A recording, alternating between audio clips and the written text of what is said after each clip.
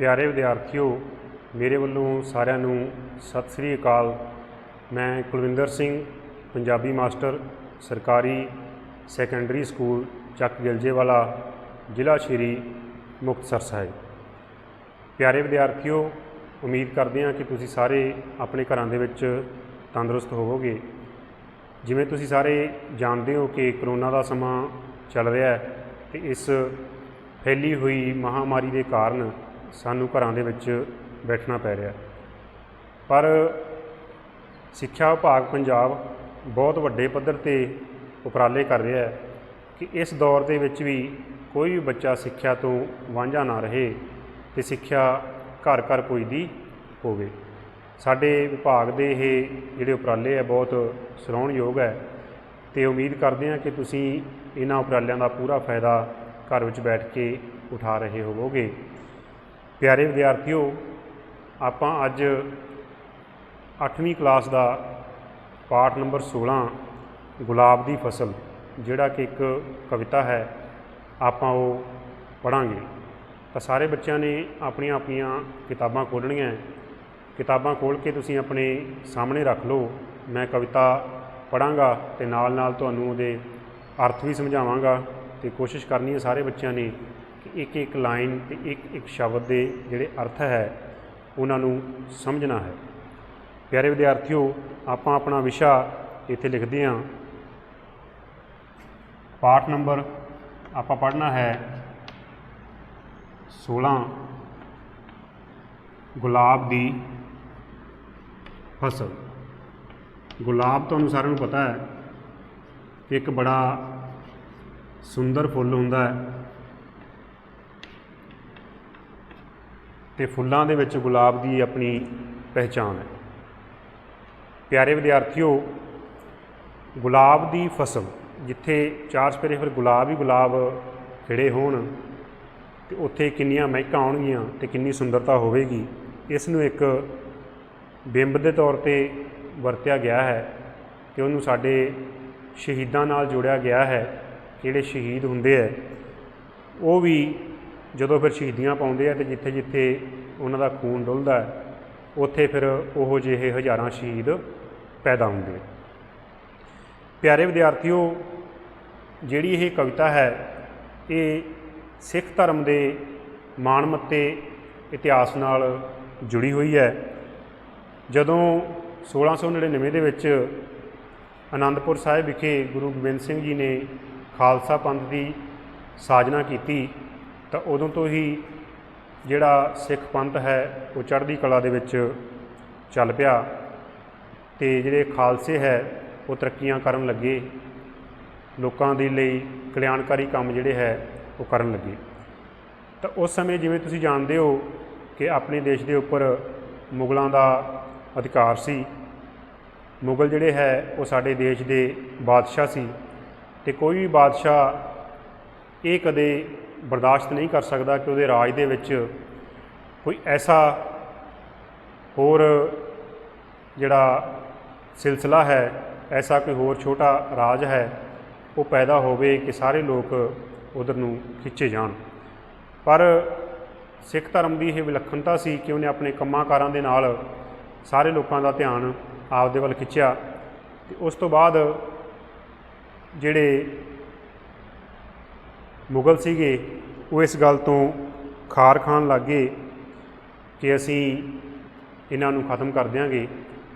तो उस तो बाद होया कि कविता दे विच कविता के लेखक हरभजन सिंह हुंदल ने बड़े वधिया तरीके नाल इस नूं दिता है कि असीं इस नूं पढ़ांगे, नाल नाल असीं इहदे अर्थां नूं भी समझण की कोशिश करांगे। प्यारे विद्यार्थियों, ये कविता एक सधारण आदमी दे विच भी जोश भर सकती है, क्योंकि कवि का अपना गल कहण का तरीका है तो उहदे कोले इहो जिहियां उदाहरणां है जिहड़ियां सानूं जोश नाल भर दिंदियां। तो आपां शुरू करते हैं। पाठ नंबर 16 गुलाब की फसल हरभजन सिंह हुंदल जी दे लेखक है। तो किस तरह जिहड़ा लेखक शुरू करता है, पहली लाइन दे विच कहंदा है, सानू थापना गुरु गोबिंद सिंह दी ਸੀਸ ਤਲੀ ਤੇ ਰੱਖਣਾ ਜਾਣਦੇ ਹਾਂ, ਤੱਤੀ ਤਵੀ ਤੇ ਬੈਠ ਅਡੋਲ ਰਹੀਏ, ਆਰੇ ਹੇਠ ਵੀ ਜ਼ਿੰਦਗੀ ਮਾਣਦੇ ਹਾਂ। ਪਿਆਰੇ ਵਿਦਿਆਰਥੀਓ, ਲੇਖਕ ਲਿਖਦਾ ਹੈ ਕਿ ਸਾਨੂੰ ਗੁਰੂ ਗੋਬਿੰਦ ਸਿੰਘ ਦੀ ਥਾਪਨਾ ਹੈ।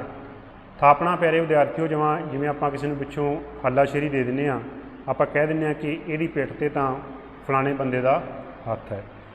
ਉਵੇਂ ਹੀ ਕਵੀ ਕਹਿੰਦਾ ਹੈ ਕਿ ਸਾਡੀ ਪਿੱਠ ਦੇ ਉੱਪਰ ਗੁਰੂ ਗੋਬਿੰਦ ਸਿੰਘ ਦਾ ਥਾਪੜਾ ਹੈ ਅਤੇ ਉਹਨਾਂ ਦਾ ਹੌਸਲਾ ਹੈ, ਸੀਸ ਤਲੀ 'ਤੇ ਰੱਖਣਾ ਜਾਣਦੇ ਹਾਂ।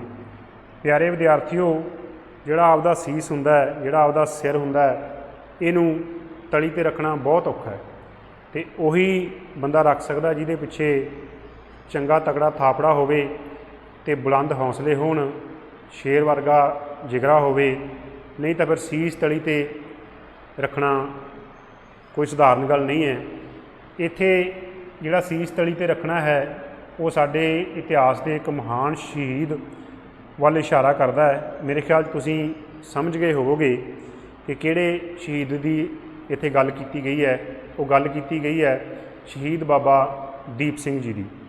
ਕਹਿੰਦੇ ਹੈ ਕਿ ਮੁਗਲ ਫੌਜਾਂ ਦੇ ਨਾਲ ਬਾਬਾ ਦੀਪ ਸਿੰਘ ਜੰਗ ਕਰਦੇ ਕਰਦੇ ਐਸੀ ਸਥਿਤੀ ਦੇ ਵਿੱਚ ਪਹੁੰਚ ਗਏ ਕਿ ਮੈਦਾਨੇ ਜੰਗ ਦੇ ਵਿੱਚ ਉਹਨਾਂ ਦਾ ਜਿਹੜਾ ਸੀਸ ਹੈ ਉਹ ਕੱਟਿਆ ਗਿਆ, ਪਰ ਉਹਨਾਂ ਦੇ ਹੌਸਲੇ ਇੰਨੇ ਬੁਲੰਦ ਸੀ, ਸਰੀਰ ਇੰਨਾ ਤਕੜਾ ਸੀ, ਜਿਗਰਾ ਸ਼ੇਰ ਵਰਗਾ ਸੀ ਕਿ ਉਹਨਾਂ ਨੇ ਜਿਹੜਾ ਆਪਣਾ ਕੱਟਿਆ ਹੋਇਆ ਸੀਸ ਹੈ ਉਹ ਆਪਣੇ ਹੱਥ ਦੇ ਉੱਪਰ ਰੱਖ ਲਿਆ ਅਤੇ ਇਤਿਹਾਸ ਦੇ ਅਨੁਸਾਰ ਉਹ ਆਪਣਾ ਜਿਹੜਾ ਸੀਸ ਹੈ ਉਹ ਤਲੀ ਦੇ ਉੱਪਰ ਰੱਖ ਕੇ ਹੀ ਲੜਦੇ ਰਹੇ।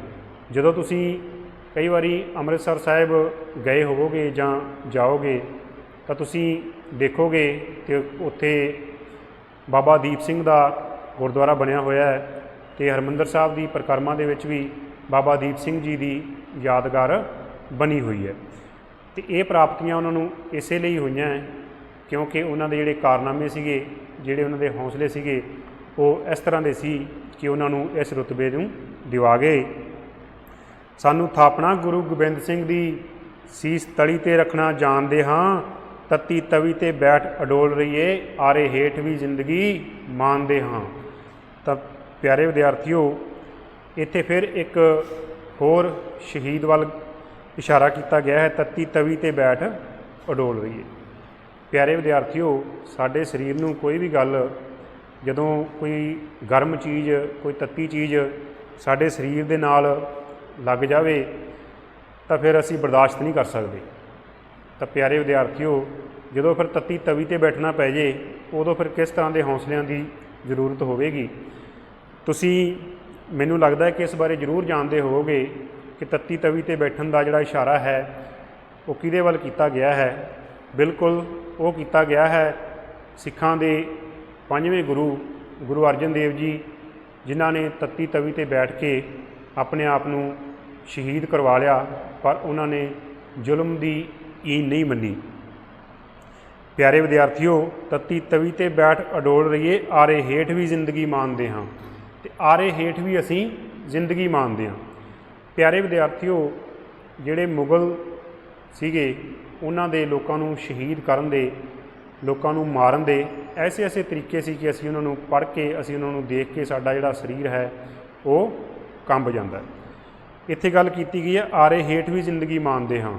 ਤਾਂ ਸਾਡੇ ਇੱਕ ਸ਼ਹੀਦ ਦੀ ਇੱਥੇ ਗੱਲ ਕੀਤੀ ਗਈ ਹੈ, ਭਾਈ ਮਤੀ ਦਾਸ ਦੀ, ਕਿ ਉਹਨਾਂ ਨੂੰ ਜਦੋਂ ਈਨ ਮੰਨਣ ਵਾਸਤੇ ਕਿਹਾ ਗਿਆ, ਸਿੱਖ ਧਰਮ ਨੂੰ ਛੱਡ ਕੇ ਮੁਗਲ ਧਰਮ ਨੂੰ ਅਪਣਾਉਣ ਦੀ ਗੱਲ ਕੀਤੀ ਗਈ ਕਿ ਉਹ ਮੁਸਲਮਾਨ ਬਣ ਜਾਣ, ਤਾਂ ਭਾਈ ਮਤੀ ਦਾਸ ਨੇ ਫਿਰ ਆਰੇ ਨੂੰ ਸਵੀਕਾਰ ਕਰ ਲਿਆ, ਪਰ ਉਹਨਾਂ ਨੇ ਈਨ ਨਹੀਂ ਮੰਨੀ। ਅਤੇ ਆਰੇ ਨਾਲ ਫਿਰ ਕਹਿੰਦੇ ਹੈ ਕਿ ਉਹਨਾਂ ਨੂੰ ਉੱਥੇ ਬਣੇ ਹੋਏ ਸਕੰਜੇ ਦੇ ਵਿੱਚ ਨੂੜ ਕੇ ਉਹਨਾਂ ਦੇ ਸਰੀਰ ਦੇ ਉੱਪਰੋਂ ਇਸ ਤਰ੍ਹਾਂ ਕਰਕੇ ਆਰਾ ਚਲਾ ਦਿੱਤਾ ਗਿਆ ਅਤੇ ਸਰੀਰ ਦੇ ਦੋ ਹਿੱਸੇ ਹੋ ਗਏ, ਪਰ ਉਹ ਬਿਲਕੁਲ ਅਡੋਲ ਬੈਠੇ ਰਹੇ ਅਤੇ ਪਾਠ ਕਰਦੇ ਰਹੇ। ਇਸ ਤਰ੍ਹਾਂ ਦਾ ਜਿਹੜਾ ਹੈ ਉਹ ਸਾਡਾ ਇਤਿਹਾਸ ਹੈ। ਤਾਂ ਅੱਗੇ ਕਵੀ ਨੇ ਕੀ ਲਿਖਿਆ, ਸੀਸ ਗੰਜ ਤੇ ਗੜੀ ਚਮਕੌਰ ਵਾਲੀ, ਸਾਨੂੰ ਅੱਜ ਵੀ ਜੂਝਣਾ ਦੱਸਦੇ ਨੇ, ਜਾ ਕੇ ਪੁੱਛ ਲਓ ਕੰਧ ਸਰਹੰਦ ਦੀ ਨੂੰ, ਬਾਲ ਚਿਣੇ ਹੋਏ ਕਿੱਦਾਂ ਹੱਸਦੇ ਨੇ। ਹੁਣ ਬੱਚਿਓ, ਅੱਗੇ ਦੇਖੋ ਕਿ ਫਿਰ ਇੱਕ ਸਾਡੇ ਇਤਿਹਾਸ ਦਾ ਪੱਖ ਜਿਹੜਾ ਹੈ ਉਹ ਛੇੜਿਆ ਕਵੀ ਨੇ। ਸੀਸ ਗੰਜ ਤੇ ਗੜੀ ਚਮਕੌਰ ਵਾਲੀ। ਸੀਸ ਗੰਜ ਬਾਰੇ ਤੁਸੀਂ ਜਾਣਦੇ ਹੋਵੋਗੇ ਕਿ ਇੱਥੇ ਗੁਰੂ ਤੇਗ ਬਹਾਦਰ ਜੀ ਨੂੰ ਸ਼ਹੀਦ ਕੀਤਾ ਗਿਆ ਸੀ ਅਤੇ ਦਿੱਲੀ ਦੇ ਵਿੱਚ ਇੱਥੇ ਬਹੁਤ ਵੱਡਾ ਗੁਰਦੁਆਰਾ ਵੀ ਬਣਿਆ ਹੋਇਆ ਹੈ। ਗੁਰੂ ਤੇਗ ਬਹਾਦਰ ਜੀ ਨੇ ਵੀ ਆਪਣੀ ਸ਼ਹੀਦੀ ਜਿਹੜੀ ਹੈ ਉਹ ਜ਼ੁਲਮ ਦੇ ਖਿਲਾਫ ਈਨ ਨਹੀਂ ਮੰਨੀ ਅਤੇ ਆਪਣੀ ਸ਼ਹੀਦੀ ਦੇ ਦਿੱਤੀ। ਜਦੋਂ ਤੁਹਾਨੂੰ ਪਤਾ ਹੈ ਕਿ ਕਸ਼ਮੀਰੀ ਬ੍ਰਾਹਮਣਾਂ ਨੇ ਉਹਨਾਂ ਨੂੰ ਆ ਕੇ ਬੇਨਤੀ ਕੀਤੀ ਕਿ ਅਸੀਂ ਖਤਰੇ 'ਚ ਹਾਂ ਅਤੇ ਜਿਹੜੇ ਮੁਗਲ ਹੈ ਉਹ ਸਾਨੂੰ ਮਾਰ ਰਹੇ ਹੈ ਅਤੇ ਸਾਨੂੰ ਮੁਸਲਮਾਨ ਬਣਾ ਰਹੇ, ਅਸੀਂ ਆਪਣਾ ਧਰਮ ਨਹੀਂ ਛੱਡਣਾ ਚਾਹੁੰਦੇ, ਤਾਂ ਫਿਰ ਗੁਰੂ ਤੇਗ ਬਹਾਦਰ ਜੀ ਨੇ ਆਪਣੀ ਸ਼ਹੀਦੀ ਦੇ ਦਿੱਤੀ ਉਹਨਾਂ ਲੋਕਾਂ ਖਾਤਰ। ਸੀਸ ਗੰਜ ਤੇ ਗੜੀ ਚਮਕੌਰ ਵਾਲੀ ਸਾਨੂੰ ਅੱਜ ਵੀ ਜੂਝਣਾ ਦੱਸਦੇ ਨੇ। ਹੁਣ ਅੱਗੇ ਗੱਲ ਕੀਤੀ ਗਈ ਹੈ ਗੜੀ ਚਮਕੌਰ ਵਾਲੀ। ਚਮਕੌਰ ਸਾਹਿਬ ਬੱਚਿਓ ਆਪਣੇ ਪੰਜਾਬ ਦੇ ਜ਼ਿਲ੍ਹੇ ਰੋਪੜ ਵਿੱਚ ਪੈਣ ਵਾਲਾ ਇੱਕ ਇਲਾਕਾ ਹੈ ਅਤੇ ਚਮਕੌਰ ਸਾਹਿਬ ਬਾਰੇ ਮੇਰੇ ਖਿਆਲ 'ਚ ਤੁਸੀਂ ਥੋੜ੍ਹਾ ਬਹੁਤਾ ਜਾਣਦੇ ਹੋਵੋਗੇ। ਜਦੋਂ ਅਨੰਦਪੁਰ ਦੇ ਯੁੱਧ ਵਿੱਚ ਗੁਰੂ ਜੀ ਨੂੰ ਕਿਲ੍ਹਾ ਛੱਡਣਾ ਪਿਆ ਅਤੇ ਕਿਲ੍ਹਾ ਛੱਡ ਕੇ ਉਹ ਚੱਲ ਪਏ, ਤਾਂ ਜਿਹੜੀਆਂ ਮੁਗਲ ਫੌਜਾਂ ਸੀ ਉਹਨਾਂ ਨੇ ਆਪਣਾ ਕੀਤਾ ਹੋਇਆ ਵਾਅਦਾ ਕਿ ਅਸੀਂ ਤੁਹਾਡੇ 'ਤੇ ਹਮਲਾ ਨਹੀਂ ਕਰਾਂਗੇ, ਉਹਨਾਂ ਨੇ ਗੁਰੂ ਜੀ 'ਤੇ ਹਮਲਾ ਕਰ ਦਿੱਤਾ ਅਤੇ ਉਹਨਾਂ ਦੀ ਫੌਜ 'ਤੇ ਵੀ ਹਮਲਾ ਕਰ ਦਿੱਤਾ। ਅਤੇ ਸਰਸਾ ਨਦੀ ਜਿਹੜੀ ਤੁਸੀਂ ਰੋਪੜ ਜ਼ਿਲ੍ਹੇ ਦੇ ਵਿੱਚ ਦੇਖ ਸਕਦੇ ਹੋ, ਜਿੱਥੇ ਗੁਰਦੁਆਰਾ ਪਰਿਵਾਰ ਵਿਛੋੜਾ ਬਣਿਆ ਹੋਇਆ ਹੈ, ਉੱਥੇ ਕਹਿੰਦੇ ਹੈ ਕਿ ਗੁਰੂ ਜੀ ਦਾ ਜਿਹੜਾ ਪਰਿਵਾਰ ਹੈ ਉਹ ਆਪਸ ਵਿੱਚ ਵਿਛੜ ਗਿਆ, ਕਿਉਂਕਿ ਉੱਥੇ ਨਦੀ ਵਗਦੀ ਸੀ ਬੱਚਿਓ, ਅਤੇ ਮੁਗਲ ਫੌਜ ਜਿਹੜੀ ਹੈ ਉਹ ਪਿੱਛਾ ਕਰ ਰਹੀ ਸੀ ਗੁਰੂ ਜੀ ਦਾ ਅਤੇ ਉਹਨਾਂ ਦੀ ਫੌਜ ਦਾ, ਅਤੇ ਅੱਗੇ ਨਦੀ ਸੀ ਅਤੇ ਨਦੀ ਦਾ ਪਾਣੀ ਚੜ੍ਹਿਆ ਹੋਇਆ ਸੀ। ਜਦੋਂ ਉਹ ਨਦੀ ਪਾਰ ਕਰਨ ਲੱਗੇ ਤਾਂ ਜਿਹੜਾ ਉਹਨਾਂ ਦਾ ਪਰਿਵਾਰ ਹੈ ਉਹ ਵਿਛੜ ਗਿਆ। ਬਹੁਤ ਸਾਰੇ ਜਿਹੜੇ ਸਿੰਘ ਹੈ ਉਹ ਨਦੀ ਦੇ ਪਾਣੀ ਵਿੱਚ ਰੁੜ ਗਏ। ਤਾਂ ਉਸ ਤੋਂ ਬਾਅਦ ਦੋ ਸਾਹਿਬਜ਼ਾਦੇ ਗੁਰੂ ਜੀ ਦੇ, ਵੱਡੇ ਸਾਹਿਬਜ਼ਾਦੇ ਗੁਰੂ ਜੀ ਦੇ ਨਾਲ ਰਹਿ ਗਏ ਅਤੇ ਛੋਟੇ ਸਾਹਿਬਜ਼ਾਦੇ ਉਹਨਾਂ ਦੀ ਮਾਤਾ ਨਾਲ ਰਹਿ ਗਏ। ਪਰਿਵਾਰ ਦੇ ਦੋ ਹਿੱਸੇ ਹੋ ਗਏ। ਤਾਂ ਚਮਕੌਰ ਦੀ ਗੜੀ ਦੇ ਵਿੱਚ ਜਦੋਂ ਆ ਕੇ ਗੁਰੂ ਜੀ ਬੈਠੇ, ਉੱਥੇ ਉਹਨਾਂ ਨੇ ਸ਼ਰਨ ਲਈ, ਤਾਂ ਕੁਝ ਸਮੇਂ ਬਾਅਦ ਜਿਹੜੀਆਂ ਮੁਗਲ ਫੌਜਾਂ ਹੈ ਉਹਨਾਂ ਨੇ ਪਿੱਛਾ ਕਰਦੀਆਂ ਹੋਈਆਂ ਉੱਥੇ ਪਹੁੰਚੀਆਂ ਅਤੇ ਉਹਨਾਂ 'ਤੇ ਹਮਲਾ ਕੀਤਾ। ਅਤੇ ਕਹਿੰਦੇ ਆ ਫਿਰ ਉੱਥੇ ਬਹੁਤ ਵੱਡਾ ਜਿਹੜਾ ਹੈ ਭਿਆਨਕ ਜਿਹੜਾ ਹੈ ਉਹ ਯੁੱਧ ਹੋਇਆ ਅਤੇ ਸਿੰਘਾਂ ਨੇ ਉੱਥੇ ਸ਼ਹੀਦੀਆਂ ਪਾਈਆਂ। ਅਤੇ ਉੱਥੇ ਗੁਰੂ ਜੀ ਜਿਹੜੇ ਹੈ ਉਹ ਖਾਲਸੇ ਨੂੰ ਹੀ ਆਪਣਾ ਪਰਿਵਾਰ ਮੰਨਦੇ ਸੀ, ਤਾਂ ਉਹਨਾਂ ਨੇ ਫਿਰ ਆਪਣੇ ਦੋ ਵੱਡੇ ਸਾਹਿਬਜ਼ਾਦੇ ਅਜੀਤ ਸਿੰਘ ਜੀ ਅਤੇ ਬਾਬਾ ਜੁਝਾਰ ਸਿੰਘ ਜੀ ਨੇ ਉੱਥੇ ਸ਼ਹੀਦੀਆਂ ਪਾਈਆਂ। ਅਤੇ ਦੋ ਸਾਹਿਬਜ਼ਾਦੇ ਜਿਹੜੇ ਹੈ ਉਹ ਮਾਤਾ ਜੀ ਦੇ ਨਾਲ ਚਲੇ ਗਏ, ਬਾਬਾ ਜੋਰਾਵਰ ਸਿੰਘ ਅਤੇ ਬਾਬਾ ਫਤਿਹ ਸਿੰਘ। ਉਹਨਾਂ ਦੀ ਗੱਲ ਅਗਲੀਆਂ ਲਾਈਨਾਂ ਦੇ ਵਿੱਚ ਕਵੀ ਨੇ ਕੀਤੀ ਹੈ। ਕਵੀ ਕੀ ਲਿਖਦਾ ਹੈ? ਜਾ ਕੇ ਪੁੱਛ ਲਓ ਕੰਧ ਸਰਹੰਦ ਦੀ ਨੂੰ, ਬਾਲ ਚਿਣੇ ਹੋਏ ਕਿੱਦਾਂ ਹੱਸਦੇ ਨੇ। ਤਾਂ ਅੱਗੇ ਕਵੀ ਲਿਖਦਾ ਹੈ ਕਿ ਸਰਹੰਦ ਦੀ ਕੰਧ ਨੂੰ ਜਾ ਕੇ ਪੁੱਛੋ। ਤੁਸੀਂ ਬੱਚਿਓ ਜਾਣਦੇ ਹੋ ਕਿ ਫਤਿਹਗੜ੍ਹ ਸਾਹਿਬ ਦੇ ਵਿੱਚ ਉਹ ਕੰਧ ਅੱਜ ਵੀ ਹੈ, ਜਿੱਥੇ ਗੁਰੂ ਜੀ ਦੇ ਛੋਟੇ ਦੋ ਸਾਹਿਬਜ਼ਾਦਿਆਂ ਨੂੰ ਨੀਹਾਂ ਦੇ ਵਿੱਚ ਕਹਿੰਦੇ ਹੈ ਜਿਉਂਦੇ ਚਿਣ ਦਿੱਤਾ ਗਿਆ। ਜਦੋਂ ਬੱਚਿਓ ਗੁਰੂ ਜੀ ਦਾ ਪਰਿਵਾਰ ਵਿਛੜ ਗਿਆ ਅਤੇ ਉਦੋਂ ਜਿਹੜੇ ਛੋਟੇ ਸਾਹਿਬਜ਼ਾਦੇ ਹੈ ਉਹ ਗੁਰੂ ਜੀ ਦੀ ਮਾਤਾ ਜੀ ਦੇ ਨਾਲ ਚਲੇ ਗਏ ਅਤੇ ਉਹਨਾਂ ਨੂੰ ਗੰਗੂ ਨੇ ਮੁਖਬਰੀ ਕਰਕੇ ਸਰਹੰਦ ਦੇ ਨਵਾਬ ਵਜ਼ੀਰ ਖਾਨ ਕੋਲ ਫੜਵਾ ਦਿੱਤਾ, ਅਤੇ ਜਿੱਥੇ ਵਜ਼ੀਰ ਖਾਨ ਨੇ ਆਪਣੇ ਜ਼ੁਲਮਾਂ ਦੀ ਹੱਦ ਕਰਦੇ ਹੋਏ ਸਾਹਿਬਜ਼ਾਦਿਆਂ ਨੂੰ ਨੀਹਾਂ ਦੇ ਵਿੱਚ ਚਿਣਵਾ ਦਿੱਤਾ। ਇਸ ਲਈ ਕਵੀ ਲਿਖਦਾ ਹੈ ਕਿ ਜਾ ਕੇ ਪੁੱਛ ਲਓ ਕੰਧ ਸਰਹੰਦ ਦੀ ਨੂੰ, ਬਾਲ ਚਿਣੇ ਹੋਏ ਕਿੱਦਾਂ ਹੱਸਦੇ ਨੇ। ਕਿ ਸਰਹੰਦ ਦੀ ਕੰਧ ਨੂੰ ਜਾ ਕੇ ਪੁੱਛ ਲਓ ਕਿ ਛੋਟੇ ਛੋਟੇ ਬੱਚੇ ਵੀ ਜਦੋਂ ਉਹਨਾਂ ਨੀਹਾਂ ਦੇ ਵਿੱਚ ਚਿਣੇ ਗਏ ਤਾਂ ਉਹ ਵੀ ਕਿਵੇਂ ਹੱਸਦੇ ਸੀਗੇ। ਤਾਂ ਅੱਗੇ ਕਵੀ ਕੀ ਲਿਖਦਾ ਹੈ? ਮੀਰ ਮੰਨੂ ਨੇ ਵਾਢੀਆਂ ਲੱਖ ਪਾਈਆਂ, ਅਸੀਂ ਫਿਰ ਵੀ ਖਿੜੇ ਗੁਲਜ਼ਾਰ ਵਾਂਗੂ, ਵੱਡੇ ਸਿਰਾਂ ਦੇ ਜਦੋਂ ਅਸੀਂ ਮੁੱਲ ਪੈਂਦੇ ਹੋਏ ਹੌਸਲੇ ਸਾਡੇ ਅੰਗਿਆਰ ਵਾਂਗ। ਤਾਂ ਇੱਥੇ ਇੱਕ ਬੜੇ ਜ਼ਾਲਮ ਬਾਦਸ਼ਾਹ ਦੀ ਗੱਲ ਕੀਤੀ ਹੈ ਕਵੀ ਨੇ, ਉਹ ਸੀ ਮੀਰ ਮੰਨੂ। ਮੀਰ ਮੰਨੂ ਜਿਹੜਾ ਹੈ ਉਹ ਇਤਿਹਾਸ ਦੇ ਵਿੱਚ ਇੱਕ ਅਲੱਗ ਤਰੀਕੇ ਨਾਲ ਮਸ਼ਹੂਰ ਹੈ ਸਾਡੇ ਸਿੱਖ ਇਤਿਹਾਸ ਦੇ ਵਿੱਚ, ਕਿ ਮੀਰ ਮੰਨੂ ਨੇ ਸਿੱਖਾਂ ਦੇ ਸਿਰਾਂ ਦੇ ਮੁੱਲ ਰੱਖੇ ਹੋਏ ਸੀ, ਕਿਉਂਕਿ ਉਹਨਾਂ ਨੇ ਕਸਮ ਖਾਧੀ ਸੀ ਕਿ ਅਸੀਂ ਸਿੱਖਾਂ ਨੂੰ ਖਤਮ ਕਰ ਦੇਵਾਂਗੇ, ਅਤੇ ਉਹਨੇ ਮੁੱਲ ਰੱਖੇ ਕਿ ਜੋ ਵੀ ਬੰਦਾ ਸਿੱਖਾਂ ਦਾ ਸਿਰ ਵੱਢ ਕੇ ਲਿਆਏਗਾ ਉਹਨੂੰ ਇਨਾਮ ਦਿੱਤਾ ਜਾਏਗਾ। ਅਤੇ ਉਦੋਂ ਫਿਰ ਇੱਕ ਲਹਿਰ ਚੱਲੀ ਕਿ ਜਿੱਥੇ ਵੀ ਕੋਈ ਸਿੱਖ ਮਿਲਦਾ ਸੀ ਉਹਦਾ ਪੈਸੇ ਖਾਤਰ ਲੋਕ ਕਈ ਵਾਰ सिर वढ़ के मीर मन्नू नूं पेश करते सी ते मीर मन्नू तो वो इनाम लेंदे सी। इस लिए कवि ने लिखा है, मीर मन्नू ने वाढियां लख पाइयां असीं फिर भी खिड़े गुलजार वांग। पर जिहड़े फुੱਲ हुंदे आ कहंदे इन्हां नूं किन्ने तोड़ी जाओ ये थल्लों होर खिड़ी आउंदे आ, क्योंकि फुੱਲਾਂ ਦਾ सुभाਅ ही खिड़ना है, खुशबू वंडना है। उन्हां नूं कदे भी फुੱਲਾਂ ਦੀ खुशबू कदे भी असीं खत्म नहीं कर सकते। एक नूं असीं तोड़ देंगे तो उहदी जगह ते कई फुੱਟ आउंदे आ। तो उवें ही जिहड़ा है साडे सिरां दे मुੱਲ भी पए सानूं वाढियां मतलब जिवें आपां कणक नूं वढ़ दिंदे आ, कणक नूं वाढी पा दिंदे आ, उवें वाढियां भी पाईयां गईयां।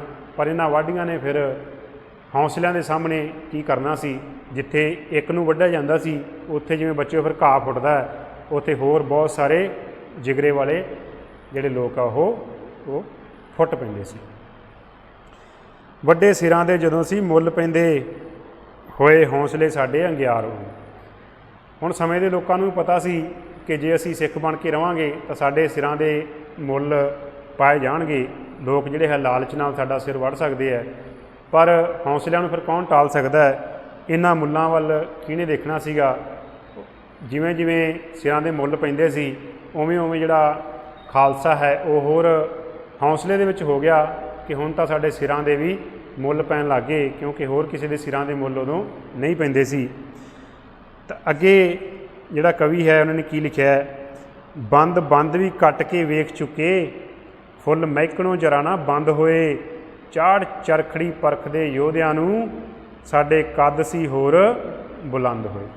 ਪਿਆਰੇ ਵਿਦਿਆਰਥੀਓ, ਇੱਥੇ ਫਿਰ ਇੱਕ ਹੋਰ ਜਿਹੜਾ ਸਾਡੇ ਇਤਿਹਾਸ ਦਾ ਮਾਣ ਮੱਤਾ ਅਸੀਂ ਸਮਾਂ ਕਹਿ ਸਕਦੇ ਹਾਂ, ਪਲ ਕਹਿ ਸਕਦੇ ਹਾਂ, ਉਹਦੀ ਗੱਲ ਕੀਤੀ ਗਈ ਹੈ। ਬੰਦ ਵੀ ਕੱਟ ਕੇ ਵੇਖ ਚੁੱਕੇ, ਫੁੱਲ ਮਹਿਕਣੋਂ ਜਰਾ ਨਾ ਬੰਦ ਹੋ। ਬੰਦ ਕੱਟਣਾ ਬੱਚਿਓ, ਬੰਦ ਮਤਲਬ ਕਿਸੇ ਚੀਜ਼ ਦਾ ਕੋਈ ਹਿੱਸਾ ਕੱਟਣਾ। ਤਾਂ ਸਾਡੇ ਇਤਿਹਾਸ ਦੇ ਵਿੱਚ ਇੱਕ ਬੜੇ ਹੀ ਮਾਣਮੱਤੇ ਸ਼ਹੀਦ ਹੋਏ ਹੈ ਭਾਈ ਮਣੀ ਸਿੰਘ ਜੀ, ਜਿਹੜੇ ਇਸ ਗੱਲ ਨਾਲ ਮਸ਼ਹੂਰ ਹੋਏ ਕਿ ਉਹਨਾਂ ਨੂੰ ਬੰਦ ਕੱਟ ਕੇ ਸ਼ਹੀਦ ਕੀਤਾ ਗਿਆ। ਕਿ ਉਹਨਾਂ ਨੂੰ ਸ਼ਹੀਦ ਕਰਨ ਵਾਸਤੇ ਇਹ ਨਹੀਂ ਕਿ ਉਹਨਾਂ ਦਾ ਗਲਾ ਵੱਢ ਦਿੱਤਾ ਗਿਆ ਜਾਂ ਕੋਈ ਹੋਰ ਹਥਿਆਰ ਵਰਤ ਕੇ ਉਹਨਾਂ ਨੂੰ ਇੱਕਦਮ ਖਤਮ ਕਰ ਦਿੱਤਾ ਗਿਆ। ਉਹਨਾਂ ਨੇ ਇੱਕ ਨਵਾਂ ਤਰੀਕਾ ਅਪਣਾਇਆ ਕਿ ਸ਼ਾਇਦ ਅਸੀਂ ਇਹਨਾਂ ਨੂੰ ਡੁਲਾ ਸਕੀਏ, ਇਹ ਡੋਲ ਪੈਣ। ਉਹਨਾਂ ਨੇ ਕਿਹਾ ਕਿ ਇਹਨਾਂ ਦੇ ਬੰਦ ਕੱਟ ਕੇ ਇਹਨਾਂ ਨੂੰ ਸ਼ਹੀਦ ਕਰ ਦਿਓ। ਬੰਦ ਕੱਟਣਾ ਫਿਰ ਕਹਿੰਦੇ ਇਸ ਤਰ੍ਹਾਂ ਕਰਕੇ ਜਿਹੜੇ ਉਹਨਾਂ ਦੇ ਪਹਿਲਾਂ ਇੱਥੋਂ ਕੱਟਿਆ, ਫਿਰ ਇੱਥੋਂ ਇਸ ਤਰ੍ਹਾਂ ਕਰਕੇ ਟੋਟੇ ਕਰਕੇ ਉਹਨਾਂ ਨੂੰ ਸ਼ਹੀਦ ਕੀਤਾ ਗਿਆ। ਪਰ ਪਿਆਰੇ ਵਿਦਿਆਰਥੀਓ, ਜਿਹੜੇ ਹੌਸਲੇ ਹੈ ਉਹ ਤਾਂ ਜਿਗਰ ਵਿੱਚ ਵਸਦੇ ਹੈ, ਅਤੇ ਜਿਗਰ ਦੇ ਜਿਹੜੇ ਹੌਸਲੇ ਹੈ ਉਹ ਕਦੇ ਵੀ ਕੱਟੇ ਨਹੀਂ ਜਾ ਸਕਦੇ। ਸਰੀਰ ਜਿਹੜੇ ਹੈ ਇਹ ਤਾਂ ਆਉਂਦੇ ਜਾਂਦੇ ਰਹਿੰਦੇ ਹੈ। ਫੁੱਲ ਮਹਿਕਣੋਂ ਜਰਾ ਨਾ ਬੰਦ ਹੋਏ। ਪਹਿਲਾਂ ਆਪਾਂ ਗੱਲ ਕੀਤੀ ਸੀ ਕਿ ਫੁੱਲਾਂ ਨੂੰ ਜਿੰਨਾ ਅਸੀਂ ਨੁਕਸਾਨ ਪਹੁੰਚਾਉਂਦੇ ਹਾਂ, ਫੁੱਲ ਨੂੰ ਕਦੇ ਆਪਾਂ ਕਈ ਵਾਰ ਮਲ ਕੇ ਦੇਖਦੇ ਹਾਂ, ਜੇ ਜ਼ਿਆਦਾ ਮਲਦੇ ਹਾਂ ਤਾਂ ਜ਼ਿਆਦਾ ਖੁਸ਼ਬੂ ਛੱਡਦਾ। ਤਾਂ ਇਸੇ ਤਰ੍ਹਾਂ ਹੀ ਜਿਵੇਂ ਸਾਡੇ ਸਿਰਾਂ ਦੇ ਮੁੱਲ ਪਏ, ਸਾਡੇ ਬੰਦ ਕੱਟੇ ਗਏ, ਅਸੀਂ ਹੋਰ ਮਹਿਕਣ ਲੱਗ ਗਏ। ਚਾੜ ਚਰਖੜੀ ਪਰਖਦੇ ਯੋਧਿਆਂ ਨੂੰ ਸਾਡੇ ਕੱਦ ਸੀ ਹੋਰ ਬੁਲੰਦ ਹੋਏ। ਪਿਆਰੇ ਵਿਦਿਆਰਥੀਓ, ਚਰਖੜੀ ਵੀ ਇੱਕ ਤਸੀਹੇ ਦੇ ਕੇ ਮਾਰਨ ਦਾ ਇੱਕ ਸੰਦ ਹੁੰਦਾ ਹੈ। ਮੈਂ ਥੋੜ੍ਹਾ ਜਿਹਾ ਇੱਥੇ ਨਮੂਨਾ ਤੁਹਾਨੂੰ ਦਿਖਾ ਦਿੰਦਾ ਹੈ। ਚਰਖੜੀ ਬੱਚਿਓ ਇਸ ਤਰ੍ਹਾਂ ਬਣੀ ਹੁੰਦੀ ਹੈ, ਜਿਵੇਂ ਮੇਰੇ ਖਿਆਲ ਤੁਸੀਂ ਚਰਖਾ ਦੇਖਿਆ ਹੋਣਾ। ਇਸ ਤਰ੍ਹਾਂ ਕਰਕੇ ਘੁੰਮਦੀ ਹੈ, ਅਤੇ ਇਹਦੇ ਉੱਪਰ ਜਿਹੜੇ ਕੋਈ ਲੋਹੇ ਦੇ ਕਿੱਲ ਵਗੈਰਾ ਉਹ ਲੱਗੇ ਹੁੰਦੇ ਹੈ। ਇਸ ਤਰ੍ਹਾਂ ਕਿੱਲ ਵਗੈਰਾ ਲੱਗੇ ਹੁੰਦੇ ਹੈ, ਅਤੇ ਇੱਧਰ ਵੀ ਕੋਈ ਲੱਕੜਾਂ ਵਗੈਰਾ ਗੱਡੀਆਂ ਹੁੰਦੀਆਂ ਜਿਹਦੇ ਨਾਲ ਹੋਰ ਕਿੱਲ ਇਸ ਤਰ੍ਹਾਂ ਲੱਗੇ ਹੁੰਦੇ ਹੈ। ਅਤੇ ਕਿਸੇ ਵੀ ਬੰਦੇ ਨੂੰ ਜਿਹਨੂੰ ਸ਼ਹੀਦ ਕਰਨਾ ਹੋਵੇ, ਕਹਿੰਦੇ ਉਹਨੂੰ ਇਹਦੇ ਉੱਤੇ ਇੱਥੇ ਪਾ ਦਿੰਦੇ ਹੈ, ਇਹਦੇ ਨਾਲ ਇੱਥੇ ਬੰਨ੍ਹ ਦਿੰਦੇ ਹੈ ਇਸ ਤਰ੍ਹਾਂ ਕਰਕੇ। ਤਾਂ ਫਿਰ ਇਸ ਚਰਖੜੀ ਨੂੰ ਘੁਮਾਉਂਦੇ ਹੈ, ਅਤੇ ਉਹਦੇ ਘੁਮਾਉਣ ਨਾਲ ਜਿਹੜਾ ਉਹਦਾ ਸਰੀਰ ਹੈ ਉਹ ਇੱਥੇ ਵਿੱਚ ਆ ਕੇ ਟੋਟੇ ਹੋ ਜਾਂਦਾ ਹੈ। ਤਾਂ ਮਤਲਬ ਕਿਹੜੇ ਉਹ ਤਰੀਕੇ ਹੈ ਜਿਹੜੇ ਨਹੀਂ ਵਰਤੇ ਗਏ ਖਾਲਸੇ ਨੂੰ ਡਲਾਉਣ ਵਾਸਤੇ, ਉਹਨਾਂ ਦੇ ਹੌਸਲਿਆਂ ਨੂੰ ਤੋੜਨ ਵਾਸਤੇ। ਚਾੜ ਚਰਖੜੀ ਪਰਖਦੇ ਯੋਧਿਆਂ ਨੂੰ ਸਾਡੇ ਕੱਦ ਸੀ ਹੋਰ ਬੁਲੰਦ ਹੋਏ। ਜਿੰਨਾ ਉਹ ਜ਼ੁਲਮ ਕਰਦੇ ਸੀ ਉਹਦੇ ਨਾਲ ਜਿਹੜਾ ਖਾਲਸਾ ਹੈ ਉਹਦਾ ਕੱਦ ਹੋਰ ਬੁਲੰਦ ਹੋ ਜਾਂਦਾ ਸੀ, ਜਿਹੜਾ ਹੌਸਲਾ ਹੋਰ ਵੱਧ ਜਾਂਦਾ ਸੀ। ਅੱਗੇ ਕਵੀ ਨੇ ਕੀ ਲਿਖਿਆ, ਟੋਟੇ ਜਿਗਰ ਦੇ ਸਾਹਮਣੇ ਕਰਨ ਟੋਟੇ, ਮਾਵਾਂ ਡੱਕਰੇ ਝੋਲੀ ਪਵਾਉਂਦੀਆਂ ਨੇ, ਉੱਚਾ ਉੱਠ ਕੇ ਬੋਚ ਦੇ ਨੇਜਿਆਂ 'ਤੇ ਭੋਰਾ ਫੇਰ ਵੀ ਨਹੀਂ ਘਬਰਾਉਂਦੀਆਂ ਨੇ। ਇੱਕ ਹੋਰ ਜਿਹੜਾ ਦਰਦ ਭਰਿਆ ਪਲ ਸਮਾਂ ਹੈ ਉਹ ਸਾਡੇ ਇਤਿਹਾਸ ਦਾ ਛੇੜਿਆ ਕਵੀ ਨੇ। ਕੀ ਲਿਖਦਾ ਹੈ? ਕਹਿੰਦਾ ਟੋਟੇ ਜਿਗਰ ਦੇ ਸਾਹਮਣੇ ਕਰਨ ਟੋਟੇ, ਮਾਵਾਂ ਡੱਕਰੇ ਝੋਲੀ ਪਵਾਉਂਦੀਆਂ ਨੇ। ਪਿਆਰੇ ਵਿਦਿਆਰਥੀਓ, ਕਹਿੰਦੇ ਜਿਵੇਂ ਆਪਾਂ ਪਹਿਲਾਂ ਗੱਲ ਕੀਤੀ ਹੈ ਕਿ ਕਿਹੜਾ ਉਹ ਤਰੀਕਾ ਜਿਹੜਾ ਸਿੱਖਾਂ ਨੂੰ ਡਲਾਉਣ ਵਾਸਤੇ ਵਰਤਿਆ ਨਹੀਂ ਗਿਆ, ਉਹਨਾਂ ਦੇ ਧਰਮ ਨੂੰ ਬਦਲਣ ਵਾਸਤੇ। ਤਾਂ ਕਹਿੰਦੇ ਜਿਹੜੀਆਂ ਛੋਟੀਆਂ ਮਾਵਾਂ ਸੀ ਉਹਨਾਂ ਦੇ ਬੱਚੇ ਸਾਲ ਦੇ ਛੋਟੇ 2-2 ਸਾਲ ਦੇ, ਉਹਨਾਂ ਨੂੰ ਜਦੋਂ ਉਹ ਨਾਲ ਲੈ ਕੇ ਆਈਆਂ ਤਾਂ ਮੁਗਲ ਫੌਜਾਂ ਨੇ ਉਹਨਾਂ ਨੂੰ ਡਲਾਉਣ ਵਾਸਤੇ ਉਹਨਾਂ ਦੇ ਬੱਚੇ ਛੋਟੇ ਬੱਚਿਆਂ ਦੇ ਨਿੱਕੇ ਟੋਟੇ ਕਰਕੇ ਉਹਨਾਂ ਨੂੰ ਕਿਹਾ ਕਿ ਤੁਸੀਂ ਇਸ ਤਰ੍ਹਾਂ ਕਰਕੇ ਆਪਦੀ ਚੁੰਨੀ ਦਾ ਪੱਲਾ ਕਰੋ, ਆਪਦੀ ਝੋਲੀ ਕਰੋ। ਅਤੇ ਜਿਹੜੇ ਟੋਟੇ ਹੈ ਉਹ ਮਾਂ ਦੀ ਝੋਲੀ ਦੇ ਵਿੱਚ ਪਾ ਦਿੱਤੇ ਜਾਂਦੇ ਸੀ। ਅੱਜ ਆਪਾਂ ਕਈ ਵਾਰ ਦੇਖਦੇ ਹਾਂ ਕਿ ਛੋਟੇ ਬੱਚੇ ਨੂੰ ਕੋਈ ਮਾੜਾ ਮੋਟਾ ਦੁੱਖ ਤਕਲੀਫ ਹੋ ਜਾਵੇ ਤਾਂ ਕਿੰਨਾ ਮਾਂ ਪਿਓ ਨੂੰ ਦੁੱਖ ਹੁੰਦਾ ਹੈ। ਤਾਂ ਉਹ ਵੀ ਮਾਵਾਂ ਸੀ ਜਿਨ੍ਹਾਂ ਨੇ ਆਪਣੇ ਬੱਚਿਆਂ ਦੇ ਟੋਟੇ ਆਪਣੀ ਝੋਲੀ ਦੇ ਵਿੱਚ ਪਵਾ ਲਏ। ਉੱਚਾ ਸੁੱਟ ਕੇ ਬੋਚਦੇ ਨੇਜਿਆਂ 'ਤੇ, ਭੋਰਾ ਫੇਰ ਵੀ ਨਹੀਂ ਘਬਰਾਉਂਦੀਆਂ ਨੇ। ਇੱਕ ਹੋਰ ਤਰੀਕਾ ਜਿਹੜਾ ਉਹ ਵਰਤਦੇ ਸੀ ਕਿ ਛੋਟਾ ਬੱਚਾ ਹੈ ਉਹਨੂੰ ਉੱਪਰ ਅਸਮਾਨ ਦੇ ਵਿੱਚ ਸੁੱਟ ਦਿੱਤਾ ਜਾਂਦਾ, ਵੀ ਬੱਚੇ ਨੂੰ ਅਸਮਾਨ ਦੇ ਵਿੱਚ ਉੱਪਰ ਸੁੱਟ ਦਿਓ ਅਤੇ ਉਸ ਤੋਂ ਬਾਅਦ ਉਹਦੇ ਥੱਲੇ ਨੇਜਾ ਕਰ ਦਿਓ। ਨੇਜਾ ਮਤਲਬ ਤਿੱਖਾ ਹਥਿਆਰ, ਕਿ ਬੱਚੇ ਨੂੰ ਇਸ ਤਰ੍ਹਾਂ ਕਰਕੇ ਤੁਸੀਂ ਅਸਮਾਨ ਦੇ ਵਿੱਚ ਸੁੱਟ ਦਿਓ ਅਤੇ ਜਦੋਂ ਬੱਚਾ ਥੱਲੇ ਡਿੱਗਣ ਲੱਗੇ ਤਾਂ ਉਹਦੇ ਥੱਲੇ ਤੁਸੀਂ ਇੱਕ ਤਿੱਖਾ ਜਿਹੜਾ ਨੇਜਾ ਹੈ ਉਹ ਕਰ ਦਿਓ, ਜਿਹੜਾ ਇਸ ਤਰ੍ਹਾਂ ਬਣਿਆ ਹੁੰਦਾ ਸੀ। ਇਸ ਤਰ੍ਹਾਂ ਕਰਕੇ ਜਿਹੜਾ ਬੱਚਾ ਹੈ ਉਹ ਉਹਦੇ ਉੱਪਰ ਆ ਕੇ ਡਿੱਗੇਗਾ ਅਤੇ ਜਿਹੜਾ ਉਹਦੇ ਨੇਜਾ ਹੈ ਉਹ ਖੁੱਭ ਜਾਵੇਗਾ ਅਤੇ ਉਹ ਸ਼ਹੀਦ ਹੋ ਜਾਵੇਗਾ। ਤਾਂ ਇਸ ਤਰ੍ਹਾਂ ਦੇ ਜਿਹੜੇ ਤਰੀਕੇ ਹੈ ਉਹ ਵਰਤੇ ਗਏ। ਅੱਗੇ ਫਿਰ ਕਵੀ ਨੇ ਕੀ ਲਿਖਿਆ ਹੈ? ਇਸ ਮਿੱਟੀ ਦੇ ਨਾਲ ਹੈ ਮੋਹ ਸਾਨੂੰ, ਨਾਲ ਲਹੂ ਦੇ ਇਸ ਨੂੰ ਰੰਗਦੇ ਰਹੇ, ਕਾਹਨੂੰ ਵਾਣ ਦੇ ਜੰਗਲਾਂ ਵਿੱਚ ਬੈਠੇ, ਖੈਰ ਦੇਸ਼ ਦੀ ਫੇਰ ਵੀ ਮੰਗਦੇ ਰਹੇ। ਤਾਂ ਅੱਗੇ ਕਵੀ ਲਿਖਦਾ ਕਿ ਇਸ ਮਿੱਟੀ ਦੇ ਨਾਲ ਹੈ ਮੋਹ ਸਾਨੂੰ, ਨਾਲ ਲਹੂ ਦੇ ਇਸ ਨੂੰ ਰੰਗਦੇ ਰਹੇ। ਸਾਨੂੰ ਇਸ ਮਿੱਟੀ ਨਾਲ ਪ੍ਰੇਮ ਹੈ, ਸਾਨੂੰ ਇਸ ਮਿੱਟੀ ਨਾਲ ਇਸ਼ਕ ਹੈ। ਕਿਉਂ ਹੈ? ਕਿਉਂਕਿ ਇਸ ਮਿੱਟੀ ਨੂੰ ਸਾਡੇ ਸ਼ਹੀਦਾਂ ਨੇ, ਸਾਡੇ ਪੂਰਵਜਾਂ ਨੇ ਆਪਦੇ ਲਹੂ ਦੇ ਨਾਲ ਰੰਗਿਆ ਹੈ। ਉਹਨਾਂ ਦਾ ਲਹੂ ਇਸ ਮਿੱਟੀ ਦੇ ਵਿੱਚ ਮਿਲਿਆ ਹੋਇਆ ਹੈ। ਕਾਹਨੂੰ ਵਾਣ ਦੇ ਜੰਗਲਾਂ ਵਿੱਚ ਬੈਠੇ, ਖੈਰ ਦੇਸ਼ ਦੀ ਫੇਰ ਵੀ ਮੰਗਦੇ ਰਹੇ। ਕਾਹਨੂੰ ਵਾਣ ਜਿਹੜਾ ਹੈ ਇਹ ਸਿੱਖ ਇਤਿਹਾਸ ਦੇ ਵਿੱਚ ਇੱਕ ਅਹਿਮ ਸਥਾਨ ਰੱਖਦਾ ਹੈ, ਕਿਉਂਕਿ ਜਦੋਂ ਜਿਹੜੀਆਂ ਮੁਗਲ ਫੌਜਾਂ ਹੈ ਉਹ ਸਿੱਖਾਂ 'ਤੇ ਕਿਸੇ ਵੀ ਤਰ੍ਹਾਂ ਕਾਬੂ ਪਾਉਣ ਤੋਂ ਅਸਮਰੱਥ ਹੋ ਗਈਆਂ ਅਤੇ ਉਹਨਾਂ ਨੇ ਫਿਰ ਅਲੱਗ-ਅਲੱਗ ਤਰੀਕੇ, ਜਿਵੇਂ ਆਪਾਂ ਪਹਿਲਾਂ ਗੱਲ ਕੀਤੀ, ਉਹ ਵੀ ਵਰਤ ਕੇ ਦੇਖ ਲਏ। ਫਿਰ ਉਹਨਾਂ ਨੇ ਤਰੀਕੇ ਕਈ ਇਹ ਵਰਤੇ ਕਿ ਸਿੱਖ ਜਿੱਥੇ ਇਕੱਠੇ ਹੋਏ ਹੋਣ, ਕੋਸ਼ਿਸ਼ ਕਰੋ ਕਿ ਉੱਥੇ ਹਮਲਾ ਕਰਕੇ ਉਹਨਾਂ ਸਾਰਿਆਂ ਨੂੰ ਉੱਥੇ ਹੀ ਖਤਮ ਕਰ ਦਿੱਤਾ ਜਾਵੇ। ਤਾਂ ਕਾਹਨੂੰ ਵਾਣ ਦਾ ਜਿਹੜਾ ਇਲਾਕਾ ਹੈ ਉਹ ਸਾਡੇ ਪੰਜਾਬ ਦੇ ਜ਼ਿਲ੍ਹਾ ਗੁਰਦਾਸਪੁਰ ਵਿੱਚ ਪੈਂਦਾ ਹੈ, ਜਿੱਥੇ ਘੱਲੂਘਾਰਾ, ਜਿਹੜਾ ਛੋਟਾ ਘੱਲੂਘਾਰਾ ਹੈ ਉਹ ਹੋਇਆ ਸੀ। ਅਤੇ ਉੱਥੇ ਜਿਹੜਾ ਹੈ ਬਹੁਤ ਸਾਰੇ ਜਿਹੜੇ ਸਿੱਖ ਸਿੰਘ ਹੈ ਉਹ ਸ਼ਹੀਦ ਹੋਏ, ਬਹੁਤ ਸਾਰੇ ਬੱਚੇ ਅਤੇ ਇਸਤਰੀਆਂ ਵੀ ਸ਼ਹੀਦ ਹੋਈਆਂ। ਜਿਹੜੀਆਂ ਮੁਗਲ ਫੌਜਾਂ ਸੀ ਉਹ ਉਹਨਾਂ ਨੂੰ ਉੱਥੇ ਘੇਰ ਕੇ ਉਹਨਾਂ ਨੂੰ ਸ਼ਹੀਦ ਕਰ ਦਿੱਤਾ ਗਿਆ। ਸਾਡੀ ਪਿੱਠ 'ਤੇ ਖੜ੍ਹਾ ਇਤਿਹਾਸ ਸਾਡਾ, ਸਾਨੂੰ ਮਾਣ ਹੈ ਲਹੂ ਦੇ ਰੰਗ ਉੱਤੇ, ਅਸੀਂ ਜਾਣਦੇ ਕਿੰਝ ਕੁਰਬਾਨ ਹੋਣਾ, ਸੋਹਣੇ ਦੇਸ਼ ਦੀ ਇੱਕ ਵੀ ਮੰਗ ਉੱਤੇ। ਸਾਡੀ ਪਿੱਠ 'ਤੇ ਸਾਡਾ ਇਤਿਹਾਸ ਖੜ੍ਹਾ ਹੈ ਅਤੇ ਅਸੀਂ ਜਾਣਦੇ ਹਾਂ ਕਿ ਅਸੀਂ ਜਿਹੜੀ ਕੁਰਬਾਨੀ ਹੈ ਉਹ ਕਿਵੇਂ ਕਰਨੀ ਹੈ। ਬੱਚਿਓ, ਹੌਸਲੇ ਸਾਨੂੰ ਕਿੱਥੋਂ ਮਿਲਦੇ ਹੈ? ਸਾਡੇ ਇਤਿਹਾਸ 'ਚੋਂ ਮਿਲਦੇ ਆ ਕਿ ਅਸੀਂ ਪੈਦਾ ਕਿੱਥੋਂ ਹੋਏ, ਸਾਡੇ ਪੂਰਵਜਾਂ ਨੇ, ਸਾਡੇ ਜਿਹੜੇ ਵੱਡੇ ਵਡੇਰੇ ਸੀ ਉਹਨਾਂ ਨੇ ਸਾਡੇ ਲਈ ਕੀ ਕੀਤਾ। ਫਿਰ ਜਿਸ ਤਰ੍ਹਾਂ ਦੇ ਉਹਨਾਂ ਨੇ ਕੰਮ ਕੀਤੇ ਹੁੰਦੇ ਆ ਉਹੀ ਸਾਡੇ ਹੌਸਲੇ ਬਣਦੇ ਆ। ਉਹੀ ਚੀਜ਼ਾਂ ਸਾਨੂੰ ਹੌਸਲੇ ਦਿੰਦੀਆਂ ਕਿ ਸਾਡੇ ਪੂਰਵਜ ਇਸ ਤਰ੍ਹਾਂ ਦੇ ਸੀ, ਅਸੀਂ ਵੀ ਇਸ ਤਰ੍ਹਾਂ ਦੇ ਬਣਨਾ ਹੈ। ਹੁਣ ਕਈ ਵਾਰ ਆਪਾਂ ਦੇਖਦੇ ਹਾਂ ਭਗਤ ਸਿੰਘ ਦੀ ਜਿਹੜੀ ਸ਼ਹੀਦੀ ਹੈ ਉਹ ਸਾਨੂੰ ਸਾਰਿਆਂ ਨੂੰ ਪ੍ਰੇਰਿਤ ਕਰਦੀ ਹੈ ਕਿ ਆਪਣੀ ਜਾਨ ਵਾਰ ਦਿੱਤੀ ਪਰ ਈਣ ਨਹੀਂ ਮੰਨੀ। ਇਸ ਤਰ੍ਹਾਂ ਕਰਕੇ ਜੇ ਇਤਿਹਾਸ ਦੀਆਂ ਜਿਹੜੀਆਂ ਉਦਾਹਰਨਾਂ ਹੈ ਉਹੀ ਸਾਡੇ ਵਿੱਚ ਹੌਸਲੇ ਭਰਦੀਆਂ ਹੈ। ਸਾਡੀ ਪਿੱਠ 'ਤੇ ਖੜ੍ਹਾ ਇਤਿਹਾਸ ਸਾਡਾ, ਸਾਨੂੰ ਮਾਣ ਹੈ ਲਹੂ ਦੇ ਰੰਗ ਉੱਤੇ, ਅਸੀਂ ਜਾਣਦੇ ਕਿੰਝ ਕੁਰਬਾਨ ਹੋਣਾ, ਸੋਹਣੇ ਦੇਸ਼ ਦੀ ਇੱਕ ਵੀ ਮੰਗੇ ਉੱਤੇ। ਸਾਨੂੰ ਪਤਾ ਹੈ ਕਿ ਜਦੋਂ ਦੇਸ਼ ਨੂੰ ਸਾਡੀ ਲੋੜ ਪਏਗੀ, ਸਾਡੀ ਕੁਰਬਾਨੀ ਦੀ ਲੋੜ ਪਏਗੀ, ਤਾਂ ਉਦੋਂ ਫਿਰ ਸ਼ਹੀਦ ਕਿਵੇਂ ਹੋਣਾ ਹੈ ਇਹ ਸਾਨੂੰ ਚੰਗੀ ਤਰ੍ਹਾਂ ਪਤਾ ਹੈ। ਪਤਾ ਕਿਵੇਂ ਹੈ? ਕਿਉਂਕਿ ਸਾਨੂੰ ਸਿਖਾਇਆ ਗਿਆ।